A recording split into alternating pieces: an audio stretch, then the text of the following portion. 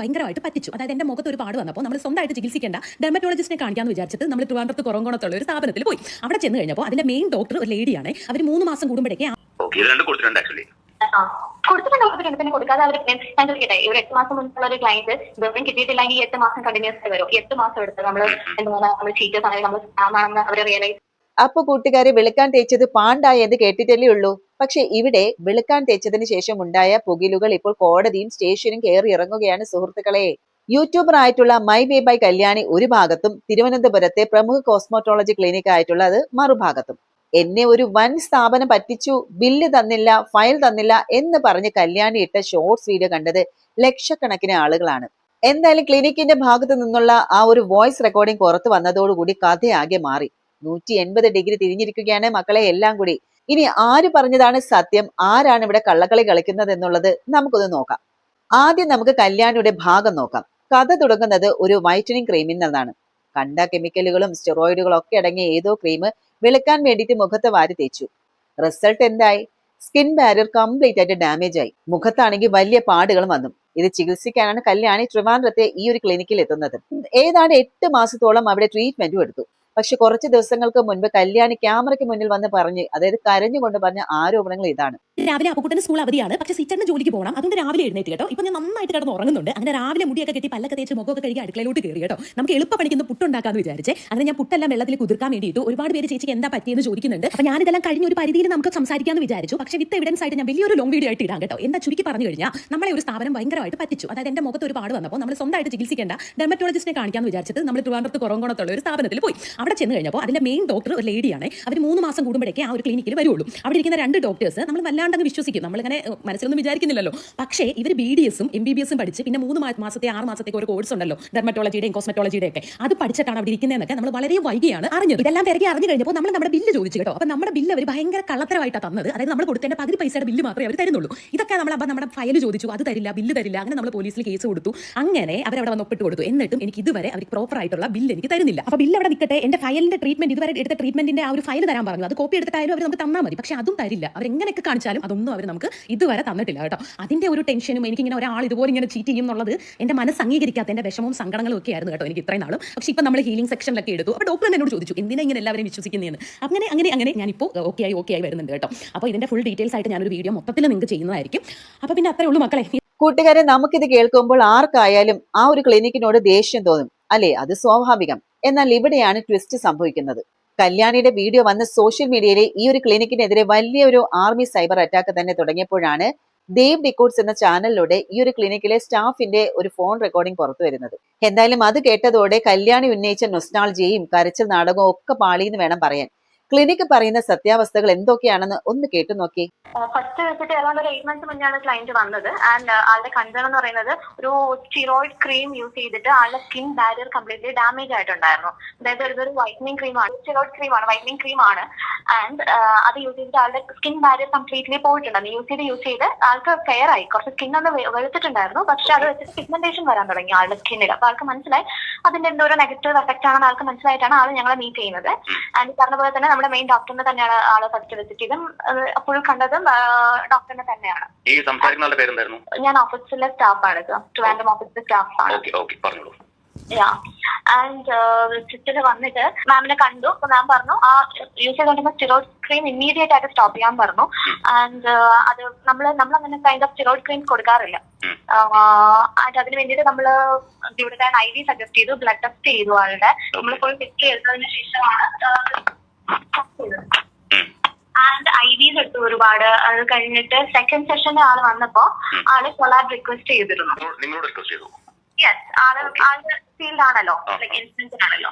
അപ്പോ നമുക്ക് ആക്ച്വലി എല്ലാ സെലിബ്രിറ്റീസും നമ്മുടെ കൊച്ചിയിലെ പനമ്പള്ളി ക്ലിനിക്കിൽ മഞ്ജു വാര്യർ തൊട്ട് എല്ലാവരും നമ്മുടെ ക്ലയൻസ് ആണ്. അപ്പൊ അതുകൊണ്ട് അവരെ വെച്ചിട്ട് നിങ്ങൾ നമ്മുടെ ഇൻസ്റ്റാഗ്രാം പേജ് ചെക്ക് ചെയ്താൽ നിങ്ങൾക്ക് മനസ്സിലാവും. നമ്മൾ ഒരു സെലിബ്രിറ്റീസിനെ വെച്ചിട്ട് ഒരു പ്രൊമോഷനോ ഒരു ആഡോ ചെയ്തിട്ടില്ല. ഈവൻ പെയ്ഡ് ആയിട്ട് പോലും നമ്മൾ സെലിബ്രിറ്റീസിനെ വെച്ച് ചെയ്തിട്ടില്ല. ബിക്കോസ് നിങ്ങൾക്ക് CEOക്ക് അത് ഇൻട്രസ്റ്റ് ഇല്ല.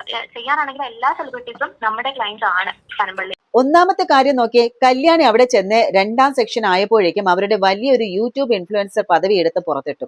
അതായത് എനിക്ക് ഫ്രീ ആയിട്ടോ അല്ലെങ്കിൽ വലിയ ഡിസ്കൗണ്ടിലോ ട്രീറ്റ്മെന്റ് തരണമെന്ന്. അതിന് പകരം ഞാൻ എന്റെ ചാനലിൽ കൊളാബറേഷൻ വീഡിയോ ചെയ്യാം എന്നൊക്കെ പറഞ്ഞു. ഒന്ന് ആലോചിച്ച് നോക്കിയേ, മഞ്ജു വാര്യർ അടക്കമുള്ള വമ്പൻ സെലിബ്രിറ്റികൾ ക്ലയന്റ് ആയിട്ടുള്ള കഴിഞ്ഞ 15 വർഷമായിട്ട് ഈ ഒരു ഫീൽഡിലുള്ള, അതായത് ആ ഒരു ക്ലിനിക്കിന്റെ പോളിസി എന്താണെന്നോ, അതായത് ഒരു ഇൻഫ്ലുവൻസർക്കും അവർ ഫ്രീ പ്രൊമോഷൻ കൊടുക്കാറില്ല അത്രേ. അതുകൊണ്ട് തന്നെ അവർ കല്യാണിയുടെ റിക്വസ്റ്റ് അപ്പടി അങ്ങ് റിജക്ട് ചെയ്തു. Ma'am is not interested on that. Because നമുക്ക് അല്ലാതെയുള്ള ആക്ട് മതി എന്നാണ് ആളുടെ ഒരു കോൺസെപ്റ്റ്. അപ്പോൾ നമ്മൾ ഇതിനെ പ്രൊമോട്ട് ചെയ്യുന്ന ഒരു ടീമും അല്ല. നമ്മുടെ കമ്പനി വന്നിട്ട് ഈ ഒരു സെലിബ്രിറ്റീസിനെ അല്ലെങ്കിൽ ഇൻഫ്ലുവൻസേഴ്സിന്റെ ഈ കൊളാബ് ഒന്നും പ്രൊമോട്ട് ചെയ്യുന്ന ഒരു കാറ്റഗറി ഓഫ് ആൾക്കാരല്ല. എത്ര വർഷമായി സ്ഥാപനം തുടങ്ങിയിട്ട് അറിയോ? 15 വർഷത്തിന് മേലെയായി. കൃഷിയിലും വ്യക്തിയിലൊക്കെ ഞങ്ങൾ ഇവിടെ സ്റ്റാർട്ട് ചെയ്തിട്ട് 4 വർഷം ആവുന്നു.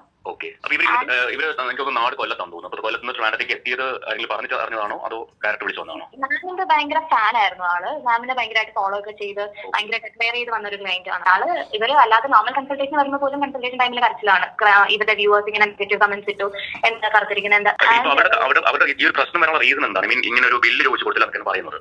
അല്ല, ബില്ല് നമ്മൾ കൊടുത്തിട്ടുണ്ട്. കൊടുക്കാതിരിക്കുന്നതല്ല, ആൾക്ക് പറയാൻ പറ്റില്ലല്ലോ ഞാൻ എടുക്കാൻ വേണ്ടിയിട്ട് വന്നിട്ട് എനിക്ക് പ്രോപ്പർ റിസൾട്ട് കിട്ടിയില്ല, അല്ലെങ്കിൽ ഞാൻ ഇത്രയും പേയ്മെന്റ് ചെയ്ത് വന്നിട്ട് കൊളാബ് ഇനിഷ്യേറ്റ് ചെയ്തിട്ട് എനിക്ക് അവരെ റിജക്ട് ചെയ്തു, അവരെ എനിക്ക് വല്ല റേറ്റ് കുറവാണ് എന്നൊന്നും ആൾക്ക് പബ്ലിക്കലി പറയാൻ പറ്റില്ലല്ലോ. നമ്മൾ ഒരു ക്ലയന്റിനോട് റേറ്റ് പറഞ്ഞ് കൺസൾട്ടേഷൻ എമൗണ്ട് പറഞ്ഞ് ക്ലയന്റിന്റെ അപ്രൂവൽ എടുത്തതിന് ശേഷമാണ് ട്രീറ്റ്മെന്റ് റിപ്പോർട്ട് പോകുന്നത്. ആദ്യം പോസ് ചെയ്ത് നമ്മൾ കൊണ്ടുപോകുന്നില്ല. പിന്നെ കൊളാബ് റിക്വസ്റ്റ് ചെയ്തപ്പോൾ ഞാൻ പറഞ്ഞത് വേണ്ട, ഞങ്ങൾക്ക് അത് താല്പര്യമില്ല, നമ്മൾ അങ്ങനെ ആദ്യം പ്രൊമോട്ട് ചെയ്യാറില്ല എന്ന് പറഞ്ഞു. അത് കഴിഞ്ഞിട്ട് പിന്നെ എഗെയിൻ ആള് 2-3 സെഷൻ വീണ്ടും വന്നു. പേയ്മെന്റ് ചെയ്ത് തന്നെ ആള് പ്രൊസീജിയർ ഒക്കെ ചെയ്തു. ആൻഡ് അത് കഴിഞ്ഞ് നെക്സ്റ്റ് സെഷൻ 3-4 സെഷൻ കഴിഞ്ഞിട്ട് വീണ്ടും വന്നപ്പോൾ റേറ്റ് ഭയങ്കരമായിട്ട് കൂടിയെന്ന് ആൾ പറഞ്ഞു. ആൾ ഇതിന്റെ ഇടയിൽ വേറെ ഒരു ക്ലിനിക്ക് വിസിറ്റ് ചെയ്തു. വിസിറ്റ് ചെയ്തപ്പോൾ നമ്മുടെ റേറ്റ് ആയിട്ട് മിസ്മാച്ച് ഉണ്ട്. നമ്മൾ അതാണ് ഞാൻ പറഞ്ഞത്, നമ്മൾ ഓൾറെഡി ക്ലൈനോട് ട്രീറ്റ്മെന്റ് എമൗണ്ട് പറഞ്ഞ് ക്ലൈന്റിന്റെ കൺസെന്റ് എടുത്തതിന് ശേഷമാണ് ഇവിടെ ബില്ലും ഫയലും തന്നില്ല എന്ന് പറയുന്നതാണ് ഏറ്റവും വലിയ തമാശ എന്ന് പറയുന്നത്. 8 മാസം തുടർച്ചയായിട്ട് ഒരാൾ ഒരു ക്ലിനിക്കിൽ ചികിത്സയ്ക്ക് പോകുന്നു, ബില്ല് തരുന്നില്ലെങ്കിൽ ഫസ്റ്റ് സെക്ഷൻ കഴിഞ്ഞപ്പോൾ തന്നെ ഇറങ്ങി പോരണ്ടേ? 8 മാസം കഴിഞ്ഞപ്പോഴാണോ ബില്ല് തന്നില്ല എന്നുള്ള ഓർമ്മ വരുന്നത്? യഥാർത്ഥത്തിൽ കല്യാണി ഇതിനിടയിൽ തന്നെ റേറ്റ് കുറഞ്ഞ മറ്റ് ക്ലിനിക്കൊക്കെ കണ്ടെത്തി. അങ്ങോട്ട് മാറാൻ വേണ്ടി പെട്ടെന്ന് ഫയൽ ചോദിച്ചപ്പോൾ ഓഫീസ് പ്രൊസീജിയറിന് സമയമെടുക്കുമെന്ന് സ്റ്റാഫ് പറഞ്ഞു. ക്ലയന്റ് പോകുമ്പോൾ തന്നെ ഫിസിക്കലി നമ്മൾ കൊടുക്കാറുണ്ട്. അവരെ പ്രൊഡക്റ്റ് മേടിക്കണം, നമ്മുടെ ബാഗിനകത്ത് തന്നെ ഫിസിക്കലി നമ്മൾ കൊടുക്കാറുണ്ട്. ഇനി നമ്മൾ ലീഗലി മൂവ് ചെയ്തല്ലോ, നമ്മളും ലീഗലി നമ്മളാണ് ആക്ച്വലി ലീഗലി ഞങ്ങൾ ഇന്ന് കംപ്ലൈന്റ് കൊടുത്തിട്ടുണ്ടെങ്കിൽ നെക്സ്റ്റ് അവരെ വിളിപ്പിച്ചപ്പോഴാണ് അവരുടെ കംപ്ലൈന്റ് ബിൽ കൊടുത്തില്ല, അവരുടെ റെക്കോർഡ് കൊടുത്തിട്ടില്ല.